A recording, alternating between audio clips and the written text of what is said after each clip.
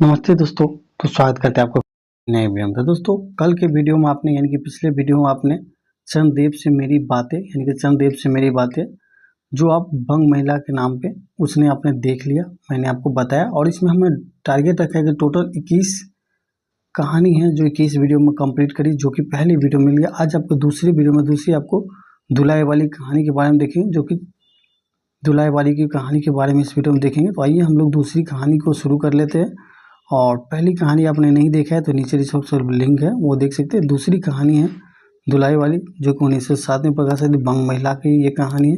ये देख सकते धुलाई वाली कहानी। तो पहला कहानी हम लोग देख चुके हैं, उसकी दूसरी कहानी आज हम लोग देखेंगे। तो कहानी हम जैसे आप पिछले वीडियो में देखे थे, इसमें भी वैसे ही बताऊंगा। कहानी को मैं शुरू से लास्ट तक पढ़ूंगा। इसके बाद कुछ इंपॉर्टेंट मुख्य इसके पात्र होंगे यानी कि कैरेक्टर होगा, उसके बारे में इस वीडियो में आपको लास्ट में डिस्कस करूंगा। बाकी कुछ रह जाए आपको तो कमेंट के माध्यम से आप मुझे लास्ट में पूछ ले। तो आइए हम लोग कहानी शुरू कर लेते हैं। तो काशी जी दिशा में घाट पर स्नान करने के लिए एक मनुष्य बड़ी व्याकुलता यानी कि व्यापकता के साथ गोधलिनिया की तरफ आ रहा था। एक हाथ में एक मैली सी तौलिया लपेटे हुए और भीगी धोती, और दूसरे सूरत में गोलियों से कई डिबिया और सुंगरी की एक पुड़िया थी। उस समय दिन के 11 बजे और गोदलिया की बाईं तरफ यानी कि गोदलिया की बाईं तरफ से जो गली है उसके भीतर एक और गली है। थोड़ी दूर पर एक टूटे से पुराने मकान में वह घुसा, और मकान में पहले खंड में बहुत अंधेरा था, और उससे यानी कि ऊपर की जगह पर मनुष्य के वास्य योग थी और नवागत मनुष्य धराता हुआ ऊपर चढ़ गया यानी कि धरा के ऊपर चढ़ गया। और वहाँ कोठरी में उसने हाथ की चीखें रख दी और सीताराम सीताराम कहकर पुकारने लगा। यानी कि वो वहाँ पे कोठरी में उसने हाथ रखी और चीखे रख दिया और सीताराम सीताराम कहकर वो पुकारने लगा। क्या कहा, क्या है कहते हुए एक 10 बरस की बालिका आ खड़ी हुई। तब पुरुष ने कहा, सीता जरा अपनी बहन को बुला। यानी कि उसने अपनी बोला बहन की, यानी कि उसकी वो साली लगी, जो अपनी दीदी के बारे में बोला था, जाओ अपनी दीदी अपनी बहन को बुला के लाओ। अच्छा कहकर सीता चली गई। कुछ देर के बाद नवीन स्त्री आकर उपस्थित हुए। उसे देखकर पुरुष ने कहा, लो हम लोग को आज ही जाना पड़ेगा। जिसने वो अपने पति से कहा, यानी अपनी पत्नी से कहा, उसकी पति ने। इस बात को सुनकर स्त्री कुछ आश्चर्ययुक्त होकर और झुंझलाकर बोली, आज ही जाना होगा कि यह क्या? भला आज कैसे जाना हो सकेगा? ऐसे ही था तो सवेरे भैया से कह देते। तुम तो जाते हुए मुंह में क्या रह गया था? यानी कि तो उस टाइम में जाते मुंह में क्या था? बस छुट्टी हुई कि लड़की कभी विदा होती है, यानी कि लड़की को विदा होने के समय होती है, ऐसे कहे मालूम पड़ता है। आज किसी भी सूरत में जाना नहीं हो सकता है। तुम आज कहीं तो हमें अभी जाना है। बात यह है कि आज ही नवल किशोर कलकत्ते से आ रहे हैं, यानी कि नवल किशोर कलकत्ते से आ गए, आगरे से अपनी नई बहू के साथ में, यानी कि अपनी नई बहू के साथ मिला। उन्होंने हमें आज ही जाने के लिए इशारा किया है। अब हम सब लोग मुगल सराय के साथ इलाहाबाद चलेंगे, और उनका तार मुझे घर से निकलते ही मिला है। इसी में झटपट में नहा धोकर लौट आया। बस अब करना ही क्या है, कपड़ा वपड़ा कुछ है बांध लो, बांध बूंद कर घंटे भर में खा पी कर चलो। जब हम तुम्हें विदा कराने आई है तब कल के बदले आज ही सही, यानी कि विदा कराने आए तो कल के बदले आज सही। हाँ, यह बात है कि नवल जो चाहे करवाए, क्या एक गाड़ी 9 बजे जाने, दोस्ती बाटे जग जाए, अब किसी की तरह रुकोगे नहीं, जरूरी ही उसके साथ जाओगे। पर मेरे तो नाकों में दम आ जाएगी। ऐसा उसकी पत्नी कहती है, नवल की पत्नी। क्यों, किस बात से? उनकी माँ से हंसी से नहीं, किससे हंसी उठा भी रही है, अच्छी लगती है। उनकी हंसी मुझे नहीं भाती है। एक रोज़ मैं चौक में बैठा और पूड़ियाँ गाड़ रही थी कि इतने में न जाने कहाँ से आकर नवल चिल्लाने लगा, ए बुआ, देखो तुम्हारी बहू पूड़ियाँ खा रही है। तो मारे शर्म ही मर गए और वहाँ भाभी जी की बात उड़ा दी सही। वे बोले, खाने और पहनने के लिए तो आई है ना। पर मुझे उनकी हंसी बहुत बुरी लगी। बस इसी से तुम उनके साथ नहीं जाना चाहती? अच्छा चलो, मैं नवल से कह दूंगा कि वो बेचारी कभी रोटी तक को खाती ही नहीं, पूरी क्यों खाने लगी, यानी कि रोटी तक वो खाती नहीं तो पूरी क्यों, यानी कि उससे मैं कह दूंगा। इतना कहकर बंशीधर कोठरी में, इतना कहकर बंशीधर यानी उनके पति बंशीधर कोठरी में बाहर चले आए और बोले, मैं तुम्हारे भैया के पास जाता हूँ और तुम रो रुलाकर तैयार हो जाना, यानी कि रो रुलाकर तैयार हो जाना। इतना सुनते ही जानकी देही से आंखों भर आई और आसर सावन में ऐसे झगड़ी लगी गई। बंशीधर इलाहाबाद रहने वाले एक बनारस ससुराल है। स्त्री की विदाई कराने के लिए आई और ससुराल में एक साले और एक साली और सास सिवा कोई नहीं है।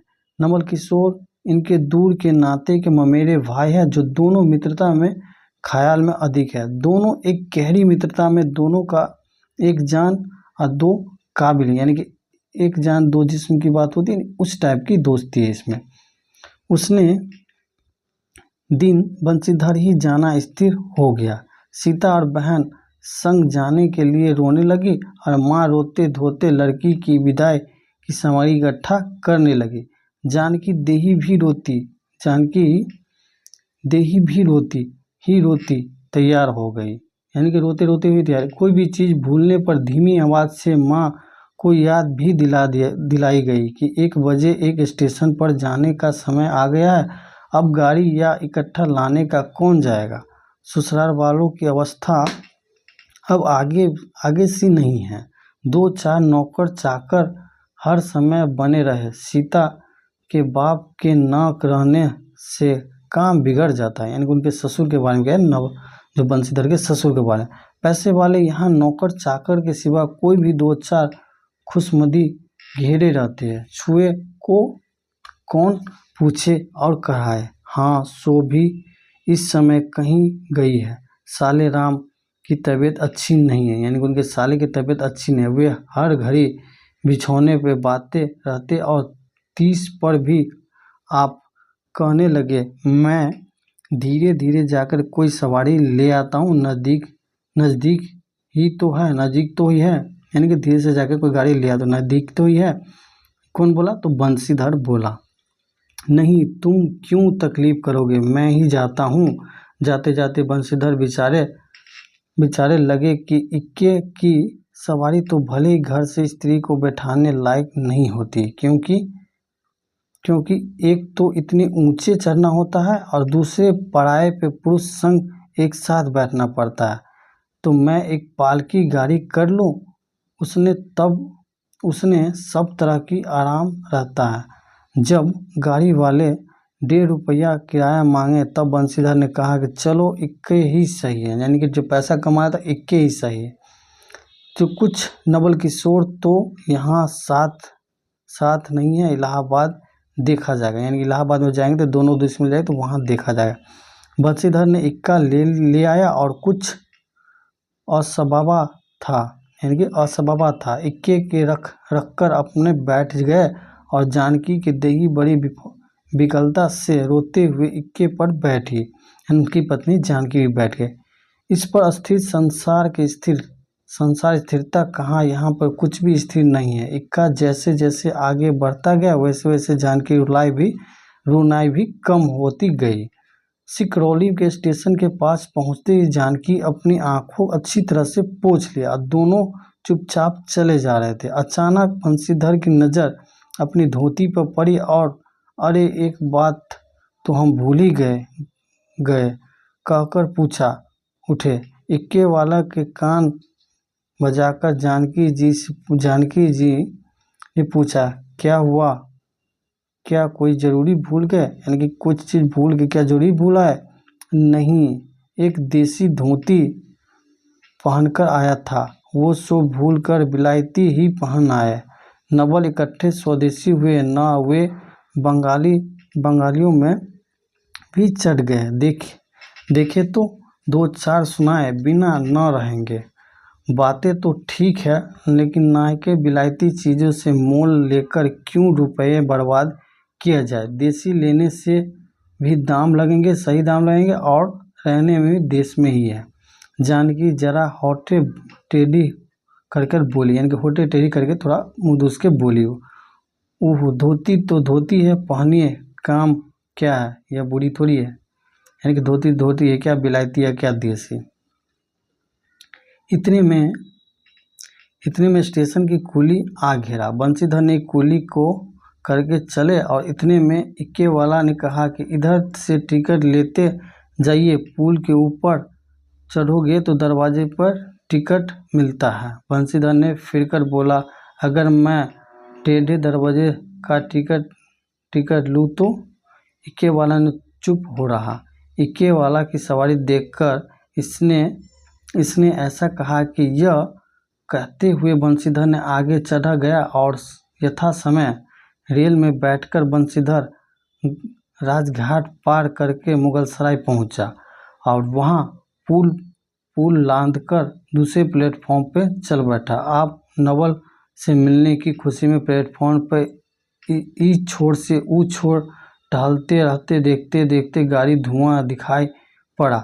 मुसाफिर अपने अपने गठिया बांधे लगे। रेल देवी भी अपनी चाल से धीमे धीमे करती गंभीरता से आ खड़ी हुई। बंशीधर ने एक बार चलती गाड़ी में शुरू से आखिरी तक देखा, पर नवल कहीं भी पता नहीं चला। बंशीधर ने फिर सब गाड़ियों को दोहराया, यानी फिर से दोबारा देखा, ठहराया, देखा, भीतर घुसकर एक डिब्बे में देखा, किंतु नवल न मिले। अंत को आप खिंचकर उठे और सोचने लगे, मुझे वैसे चिट्ठी तो लिखा और आप न आए, मुझे अच्छा उल्लू बनाया है। अच्छा जाएगा कहाँ, भेंट होगा तो समझा लूँगा। सबसे अधिक सोच में तो यह बात की थी कि उनकी सुगनी तो ताने मारेगी, यानी कि उनकी जो बीवी है वो ताने मारेगी। अब सोचे क्या नहीं, रेल की बात ठहरी। बंशीधर ने झट से गया और जानकी को लाकर जनानी वाली, यानी कि फीमेल वाली गाड़ी में बिठाया, यानी फीमेल वाली बोगी में बिठाया। अब वो पूछने लगी, नवल की बहू कहाँ है? वह नहीं आया क्या? कोई इकट्ठा हो गया क्या? कहकर आप बगल वाले कमरे में जाकर बैठ गया। टिकट तो 1.5 का था, यानी कि टिकट तो 1.5 का था। दर्जे का कमरा में कलकत्ते से आने वाले मुसाफिरों से भरा था, इसलिए तीसरे दरवाजे में बैठना पड़ा। जिस गाड़ी में बंशीधर बैठा था उसके सब कमरे मिलाकर कल 10 से 12 ही स्त्री पुरुष थे। समय पर गाड़ी छूटी। नवल की बातें और न जाने क्या क्या अगर बगर सोचते हुए गाड़ी कई स्टेशन पार करके मिर्ज़ापुर पहुंचा। मिर्ज़ापुर के पेटराम की शिकायत शुरू हुई। उसने सुझाया कि इलाहाबाद पहुंचने में अभी देर है। चलने में झटपट से अच्छी तरह से उसकी पूजा किए बिना बंशीधर ने बनारस छोड़ दिया। इसलिए झटपट प्लेटफॉर्म में उतरते समय पानी के बम्बई यानी कि पानी के जो टोटी बम्बई से हाथ मुंह धोकर और एक खोजड़ी वाली थोड़ी सी ताज़ी पूड़ियाँ और मिठाई लेकर निराले में बैठा, और आपने उन्हें ठिकाने पहुंचाने के पीछे उनकी जानकी सुध आई और सोचा पहले पूछ लूँ तब कुछ मोल लेंगे, क्योंकि स्त्री नटखट होती है ना, वे रेल वाले खाना पसंद नहीं करती है। पूछने पर वही बात हुई जो बंशीधर लौटकर अपने कमरे में आकर बैठ गए। यदि वे चाहते तो उस समय 1.5 में बैठे जाते, क्योंकि भीड़ कम हो गई थी। उन्होंने थोड़ी देर के लिए कौन बखेरा खड़ा कर, यानी कि बोले फीमेल में गाड़ी बोगी में कौन बैठेगा थोड़ी देर के लिए, चलो उसी में जाके बैठ देते। बंशीधर अपने कमरे में बैठकर एक दो मुसाफिर से अधिक देख रहे थे। आगे वाले में एक उतर भी गया और जो लोग थे वो तीसरे दरवाजे के योग जाना पड़ा। अधिक सभ्य कोई थे जो बंशीधर उनके कमरे के पास वाले कमरे में एक भले घर की स्त्री बैठी थी। वह बेचारी सिर से पैर तक ओढ़ी हुई झुकाई हुई थी और लंबा सा घूंघट ढके अपने कपड़े से गठरी सी बनी बैठी थी। बंशीधर ने सोचा इनके संग वाले भद्र पुरुष आने वाले इनके साथ बातचीत करके समय बितवाता, लेकिन एक दो करके तीसरे घंटी बजी और वह स्त्री कुछ अचका थोड़ा सा मुंह खोला और उजगले से बाहर देखने लगी। ज्यों ही गाड़ी छूटी वह मानो कि कपा उठी। रेल के देना लेना तो हो ही गया था, अब उसके किसी भी की क्या परवाह। वह अपनी स्वाभाविक गति से चलने लगी। प्लेटफॉर्म पर भीड़ भी न थी, केवल 2-4 आदमी रेल के अंतिम विदाई तक खड़े थे। जब स्टेशन दिखाई दिया तब वह बेचारी बाहर देखती, फिर अस्पष्ट स्वर से रोने लगी, यानी कि उसका कोई छूट गया तो उससे रोने लगी। उस कमरे में 3-4 पौंढे ग्रामीण स्त्री भी थी, उसके पास थी। उसने कहा, अरे इनका मनीन तो नहीं, अरे देखो रोलबो कथई, यानी कि वो अपनी भाषा में बोले। दूसरी औरत बोली, अरे दूसरा गाड़ी में बैठ गए होई। पहली बोली, दूर बहुरी ई जाना गाड़ी थेरी है, यानी कि ई जाना गाना थोड़ी है। दूसरी, तऊ हो भूली तो कहूँ, कहकर दूसरी भद्र महिला ने पूछने लगी, कौन गांव तरबू बेटा? मिर्जापुरी चढ़ी लो ना। इसके जवाब में उसने कहा सो न सुन सके। तब पहली महिला बोली, हट हम पूछबे ना, हम कहाँ उतरबो, तो आइए इलाहाबाद बा। दूसरी बार, इलाहाबाद कौन गांव में हो गइलो? पहली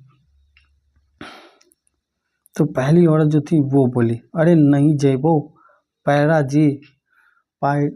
जी, जहाँ मनई मरकर नहा जइबे।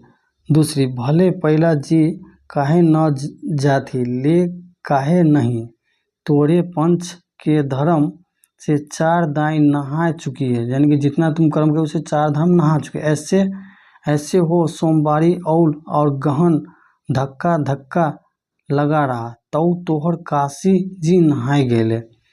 पहली बोले, आवे जाए के तब तो जाता बाटने फूल ह सताए तो बेचारी के, यानी कि तू सब बेचारी को मत सब विपद न पड़े बटिया। ई हम 5 ई राजघाट टिकस कटवाओ, यानी कि राजघाट का हम टिकट है, मंगोल के सराय उतर लिए हो 2 पुन चढ़िला। तो दूसरी बोला, ऐसा एक दाई हम आवत रहे, यानी कि एक दिन हम आवत रहे, एक मिली औरत और मोरे संगे रही। दकौने टिसनिया पर उनकर मलिकवा उतरले की जुतराय गुड़िया खुली, यानी कि गरिया खुल गई। अब भैया उगर फाड़ न रहिया, ए साहब गरिया खड़ी कर दह, ए साहब गरिया तनी खड़ी कर दह। भला गरिया दहिनता काहे तो खड़ी होई, भला गाड़ी कहाँ खड़ा होई।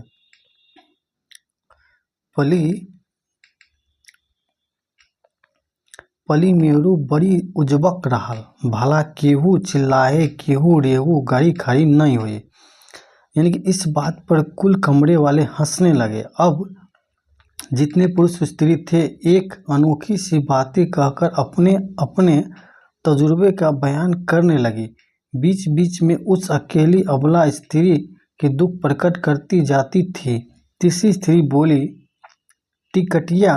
टिकटिया पल्ले बाय ना है, हे साहिबा सुन तो कलकत्ता तई मसूलिया ले, अरे इहो तो नहीं दूर से आवत रहे, फरगात बते उतार ले। तब चौथी में हम तो इके संग आदमी देखबो न कही गलिया में, यानी कि एक औरत बोली कि हम एक साथ कभी आदमी देखे नहीं गाड़ी में। तीसरी, हम तो देखले रही मजक टोपी देहले रहले को, यानी कि हम तो देखी, एक दूसरे से बातें वो लोग कर रहे थे। इस तरह उनकी बेसिहर पैर बातें सुनते सुनते बंशीधर उब उठे, यानी कि ऐसी बातें सुनते सुनते बंशीधर उब उठे। तब उन स्त्रियों से कहने लगे, तुम नहीं कहे भी नहीं डरा रहे हो, जरूर इलाहाबाद उतार गया होगा, यानी उतारबाद उतार गया होगा। दूसरी गाड़ी में वो भी वहाँ पहुँच जाएगा। मैं इलाहाबाद ही जा रहा हूँ, मेरे संग भी स्त्री है जो ऐसे ही है, जो दूसरी गाड़ी में आने तक स्टेशन पर ठहरूंगा। तुम लोगों में से यदि कोई प्रयाग उतरे तो थोड़ी देर के लिए स्टेशन पर ठहर जाना और अकेले छोड़ देना उचित नहीं होगा। यदि पता मालूम चल जाए तो उनके ठिकाने या स्थान पर पहुंचा दूंगा, यानी कि कहाँ की वो है तो स्टेशन पर पहुंचा दूंगा। बंशीधर ने इन बातों पर स्त्रियों को वाकधारा दूसरी ओर बह चली। हाँ, यह बात तो आप भली कहे नहीं भैया, हम पचे कहिए कुछ कहिए। अरे एक के एक कतई न बए और दूसरी दुनिया चले जेबे कैसे बजाए इत्यादि ज्ञान गाथा होने लगी। और कोई तो उस बेचारी को सहारा मिलते देखकर खुश हुई और कोई नाराज भी हुई। क्यों सो मैं भी बतलाना सकती। उस गाड़ी में जितने मनुष्य थे सभी उस पे विषय में कुछ न कुछ कह डाला। फिर भी कमरे में केवल एक स्त्री के फरासी छींटे से दुलाई ओढ़े, यानी कि दुलाई ओढ़े अकेले बैठी थी, कुछ नहीं बोली और कभी घूंघट भी भीतर से एक आंखें निकालकर बंशीधर की ओर ताक देती थी और सामना हो जाने पर फिर मुंह फेर लेती थी। बंशीधर सोचने लगे, यह क्या बात है, देखने में तो यह भले ही घर की मालूम पड़ती है पर अचानक इनका अच्छा नहीं है, यानी कि आचरण इसका अच्छा नहीं है। गाड़ी इलाहाबाद के पास पहुंचने को पूरी बंशीधर स्त्री को धीरज दिलाकर आकाश पाताल सोचने लगा। तार अगर कोई खबर ना आई होगी तो दूसरी गाड़ी तक स्टेशन तक ठहरा पड़ेगा, यानी कि कोई इसका नहीं है तो स्टेशन तक ठहरना पड़ेगा। जो उसने कोई आया तो क्या करूँगा, गाड़ी का नैनो ही छूट जाएगी। अब साथ इनका अशिक्षित स्त्री से फिर मुंह खोले क भैया जो कहू, बिना टिकस के आवत होई ओकर सजैया होला, यानी कि उसका जो सजैया आवत होई। अरे कोई नहीं चाहत है मेहरारू के बैठा कर देही ऊपर उपवा तो टिकस ले चला गई कि किसी न किसी आदमी को यहाँ तो दौड़ना मारी रात के बंशीधर की जेवर छीन छान और लपूचक्का हो जाए। गाड़ी में एक लाठीबाज भी था और उसने खुलाकर कहने लगा, बाबूजी कुछ हमड़ो समझा। इसकी बातें पर बंशीधर की क्रोध से लाल हो गया। उन्होंने खूब धमकाया और उस समय चुप हो गया। यदि इलाहाबाद उतारकर बंशीधर बदला ले लिया बिना नहीं रहेगा, यानी कि बदला लिए बिना नहीं रहेगा। बंशीधर इलाहाबाद उतरते ही एक बुढ़िया को भी वहीं उतरना था। उन्होंने कहा कि उसको भी अपने संग उतार ले। फिर बुढ़िया उस स्त्री को पास बिठाकर आप उनके उतारने गए और जानकी ये सब हाल कहने पर वह बोली, अरे जाने भी दो, किस बखेरे में पड़ रहे हो। पर बंशीधर ने ना माना और जानकी को और उन अभद्र महिला को एक ठिकाने बिठाकर स्टेशन मास्टर के पास गए। बंशीधर जाते ही बुढ़िया जिन जिन्हें उन्हें रखवाली के लिए रखकर छोड़ा था किसी बहाने से भागे। अब तो बंशीधर बड़े असमंजस में पड़ गए और टिकट के लिए बखेरा हो गया, क्योंकि वह स्त्री बेटिकट है। लौटकर आई तो किसी को न पाई तो अरे ये सब कहाँ गया, यह कहकर चारों तरफ देखने लगे, कहीं पता नहीं। बंशीधर घबराए, आज कैसी बुरी सहमत में घर निकला, यानी किसी बुरी शायद में घर निकला, बाद में दूसरी आफत फंसते चली आ रही है। इतने में सामने उस दुलाई वाली को आते देखा।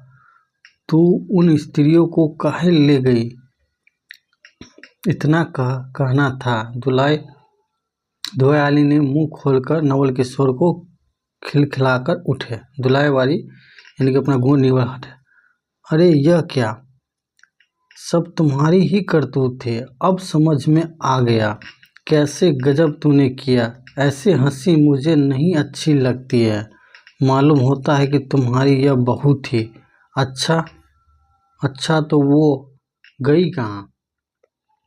वे लोग तो पालकी गाड़ी में बैठी है, तुम भी चलो। नहीं, मैं अब सब हाल सुन लूँगा तब न चलूँगा, यानी कि सब हाल सुन के तब चलूँगा। यह कहे तो मिर्ज़ापुर कहाँ आ निकला है? मिर्ज़ापुर नहीं तो मैं कलकत्ते से, बल्कि मुगलसराय से तुम्हारे साथ चला आ रहा हूँ।